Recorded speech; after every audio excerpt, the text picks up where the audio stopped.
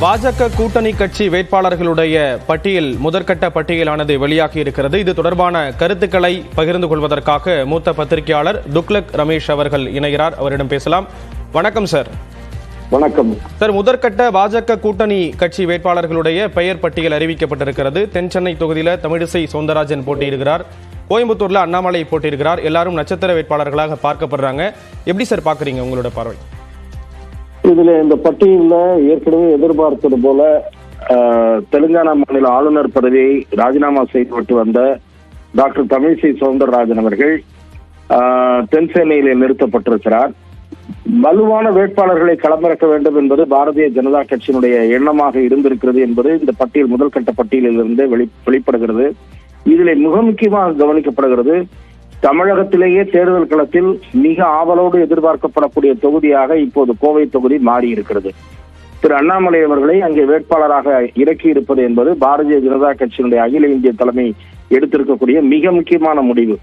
பிரதமருடைய road show அங்கே நடத்தப்பட்ட போதே திரு அண்ணாமலை அவர்கள் தான் அங்கே களமிறக்கப்படுவாரோ என்கிற எதிர்பார்ப்பு பரவலாக இருந்தது. அதற்கேற்ப திரு அண்ணாமலை அவர்கள் அங்கே வேட்பாளராக இறக்கப்பட்டிருக்கிறார். இது மிக முக்கியமான பரீட்சை களம். பாரத பிரதமர் அவர்கள் அண்ணாமலை மீது வைத்திருக்கக்கூடிய மிகுந்த நம்பிக்கை, அவருக்கு அளிக்கப்படக்கூடிய முக்கியத்துவம், இது அந்த வகையிலும் இந்த வேட்பாளர் அறிவிப்பு என்பது பார்க்கப்படும். ஆகவே தமிழகத்தில் பாரதிய ஜனதா கட்சி வலுவான வாக்கு சதவீதத்தை உருவாக்குவதற்கும் வலுவான கட்டமைப்பை ஏற்படுத்துவதற்கும் இந்த தேர்தல் களம், இந்த வேட்பாளர்கள் அறிவிப்பு இவையெல்லாம் உதவும் என்று பார்க்க முடிகிறது.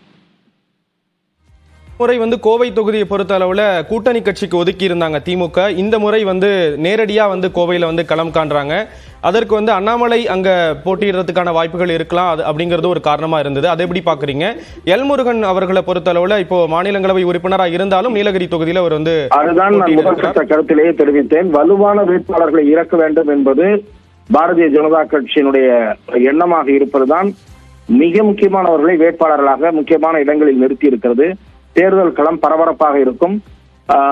மிக உன்னிப்பாக எதிர்பார்க்கப்படுவது நம்முடைய வேட்பாளர் திரு அண்ணாமலை அவர்களுடைய வெற்றி வாய்ப்பு குறித்து.